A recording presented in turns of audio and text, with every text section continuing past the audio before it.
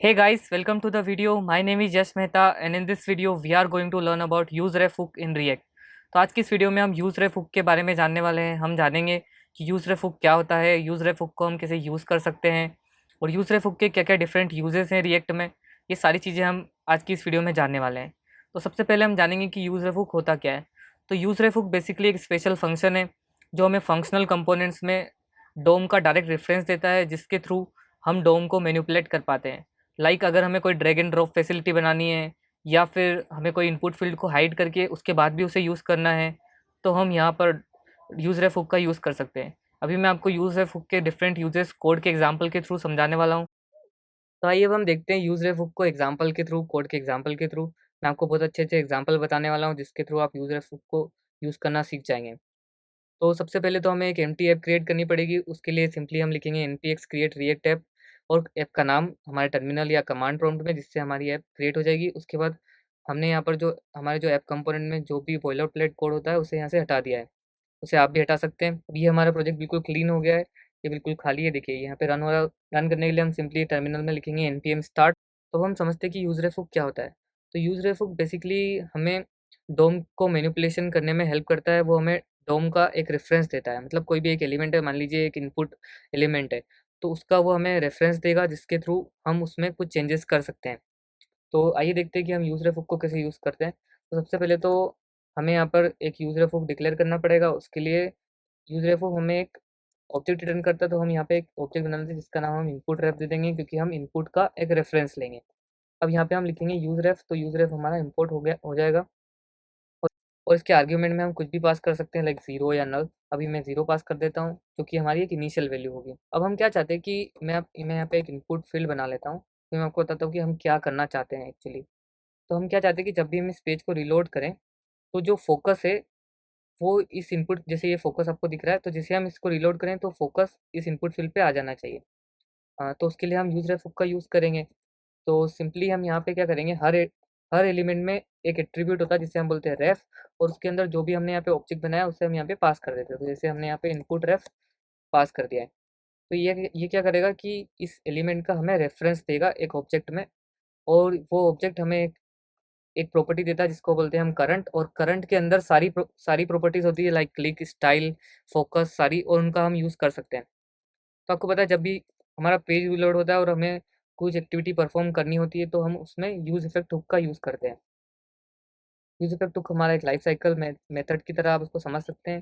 तो use effect hook हमने यहाँ पे बना लिया है। यूज़ इफेक्ट हुक को बनाने के बाद पहले हमें यहाँ पे उसे इंपोर्ट करना होगा। तो हमने उसे इंपोर्ट कर लिया। देखिए यहाँ पे इंपोर्ट हो चुका है। अब हम अब हम क्या करेंगे, इसके अंदर एक एम्प्टी डिपेंडेंसी पास करेंगे, वरना ये हर बार इनफाइनेटली रन होता रहेगा यूज़ इफेक्ट हुक। इसलिए यहाँ पे एक एम्प्टी डिपेंडेंसी पास करना जरूरी है। इससे क्या होगा कि जब भी पेज रीलोड होगा तभी ये यूज़ इफेक्ट हुक कॉल होगा। तो आइए सबसे पहले हम देख लेते हैं कि ये एक्चुअली में जो यूज़ रेफ हुक है हमें रिटर्न क्या कर रहा है। तो हम जैसे ही इसे कंसीव हमें जो ये इनपुट रेफ है, हम इसे कंसोल डॉट लॉग करते हैं और देखते हैं कि ये इनपुट रेफ में हमें क्या मिल रहा है। तो जैसे ही हम इसे कंसोल डॉट लॉग करते, तो देखिए हमें यहाँ पे करंट नाम की एक प्रॉपर्टी मिल रही, क्योंकि ये इनपुट रेफ एक ऑब्जेक्ट है। मतलब ये यूज रेफ हमें एक ऑब्जेक्ट रिटर्न कर रहा है जिसको हमने इनपुट रेफ के अंदर ले लिया है। और इनपुट रेफ के अंदर एक प्रॉपर्टी है जिसका नाम है करंट। और करंट के अंदर सारी प्रॉपर्टीज होती है, जैसे क्लिक, फोकस एक्सेट्रा, उनका हम यूज़ कर सकते हैं डोम को मैनिपुलेट करने के लिए। तो अभी हम क्या चाहते हैं, जैसे पेज रिलोड हो तो इस इनपुट फील्ड पे फोकस आए। तो उसके लिए हम क्या करेंगे, हम लिखेंगे इनपुट रेफ। हम लिखेंगे इनपुट रेफ डॉट करंट और डॉट, हमें अभी फोकस लाना तो हम लिखेंगे फोकस। तो देखिए अब हम इस पेज को रीलोड करते हैं कि जैसे ही हमारा पेज रीलोड हुआ वैसे ही इस इनपुट फील्ड पे फोकस आ गया। जैसे मैं इसको रीलोड करता हूँ, तो देखिए जैसे ही पेज रीलोड हो रहा है तो इस इनपुट फील्ड पे फोकस आता जा रहा है। तो इस तरीके से हम हमारे यूज रेफ का यूज़ कर सकते हैं। और भी यूज रेफ के कई यूजेस है, मैं आपको एक अगला एग्जाम्पल बताता हूँ। आइए अब हम एक अगला एग्जाम्पल देखते हैं कि हम यूज रेफ हुक को और कैसे यूज़ कर सकते हैं। तो अभी हमने क्या किया था कि पेज को रीलोड करने पे इस इनपुट फील्ड पे फोकस आया था। अब हम क्या करते हैं कि हम चाहते हैं कि एक बटन हम बनाएं। जैसे हमने यहाँ पे एक बटन बनाई और इसको हम बोल देते हैं क्रिएट फोकस। तो हम क्या चाहते हैं कि जैसे हम इस बटन पे क्लिक करें तो ये जो इनपुट फील्ड है जिस पे जैसे फोकस आ रहा है, तो इस बटन के क्लिक करने पे इस इनपुट फील्ड पे फोकस आना चाहिए। तो उसके लिए क्या करेंगे कि सबसे पहले तो हम एक फंक्शन बनाएंगे जिससे हम इस इनपुट फील्ड पे फोकस क्रिएट करेंगे। तो हम इस बटन पे ऑन क्लिक लगाते हैं और यहाँ पे हम फंक्शन नाम दे देते हैं, इसको भी नाम दे देते हैं हम क्रिएट फोकस। और उस फंक्शन को हम यहाँ पे बना लेते हैं, उसे हम एक एरो फंक्शन बना लेंगे। तो उसके लिए वही चीज़ करेंगे जो हमने यूज़ यूज़ इफेक्ट में की थी। तो सिंपली हम क्या करेंगे, इनपुट रेफ डॉट करंट, और हम यहाँ पे कर देंगे डॉट फोकस। तो देखिए अब जैसे ही हम इस बटन पे क्लिक करेंगे तो इस इनपुट फील्ड पे फोकस आ जाएगा। तो ये एक और यूज़ था यूज़ रेफ हुक का। ऐसे बहुत सारे यूजेस है, लेकिन मैं आपको ये एग्जांपल्स के थ्रू यूज़ रेफ हुक को समझा रहा हूँ कि हम उसे कैसे यूज़ कर सकते हैं। अब हम एक बहुत ही अच्छा एग्जांपल देखने वाले हैं यूज़ रेफ हुक का, कि हम यूज़ रेफ हुक को वहाँ पर कैसे यूज़ कर सकते हैं। और वो एक बहुत ही इंपॉर्टेंट यूज़ है, आप उसे ज़रूर देखिए।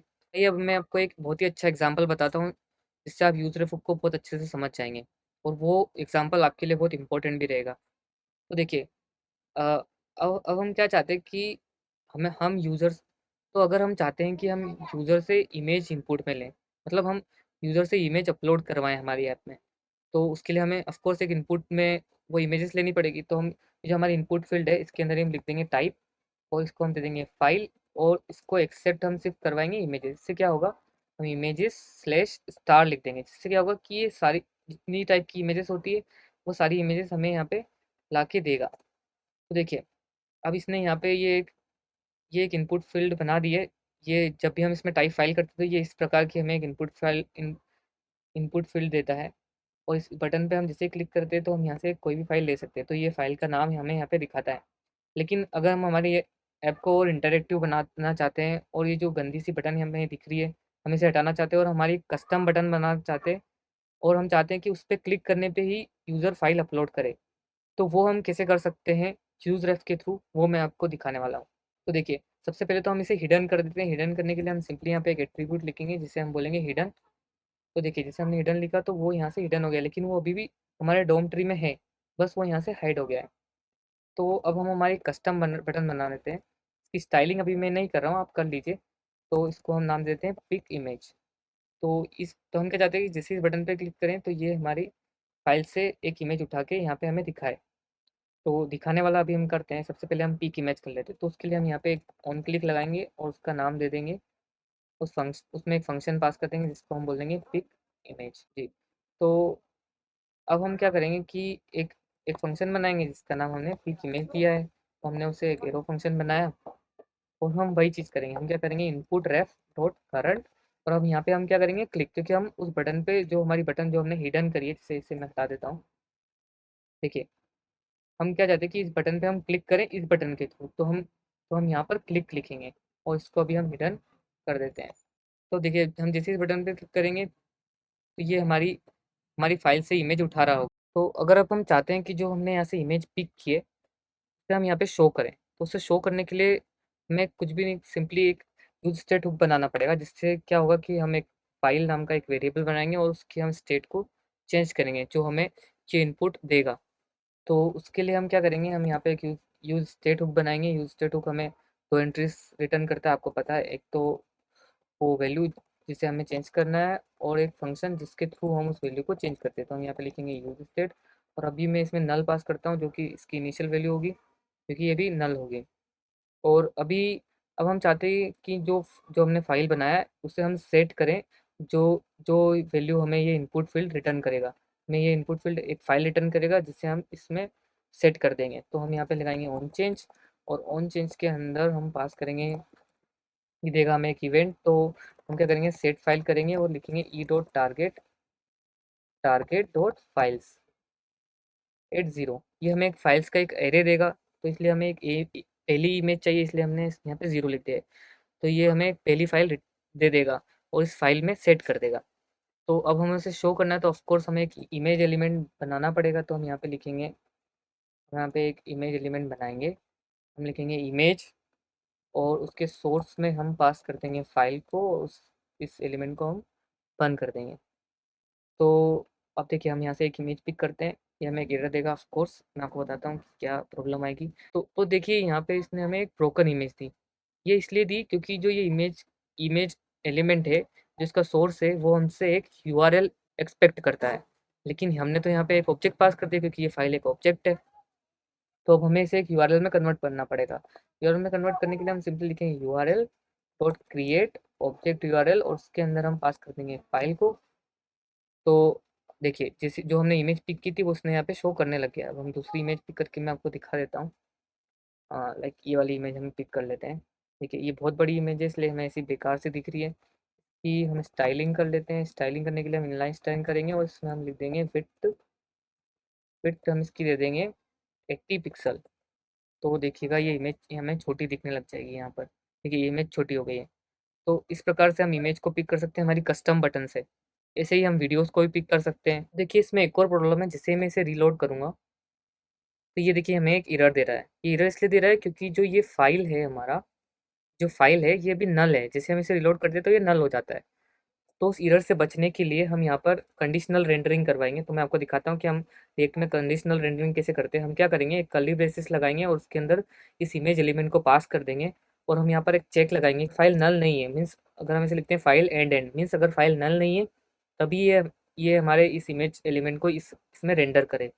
तो अब जैसे ही हम देखिए पिक इमेज करते हैं, ये हमने एक पिक इमेज की और यहाँ पे इमेज शो होने लग गई। अब जैसे हम इसे रीलोड करते हैं तो देखिए अब इसने हमें कोई एरर नहीं दी, क्योंकि अगर फाइल नल है तो ये जो इमेज एलिमेंट है यहाँ पे रेंडर होगा ही नहीं। तो ये बेसिक यूज़ था हमारे यूज़ रेफ का। और भी यूज़ रेफ के कई यूजेस है जो हम आगे आने वाले वीडियोस में देखने वाले हैं। इस वीडियो में इतना ही। अगर आपको ये वीडियो पसंद आई है तो प्लीज़ लाइक करें, शेयर करें, सब्सक्राइब करें और आने वाली वीडियोस की अपडेट्स पाने के लिए नोटिफिकेशन बेल पे प्रेस करें। Thank you.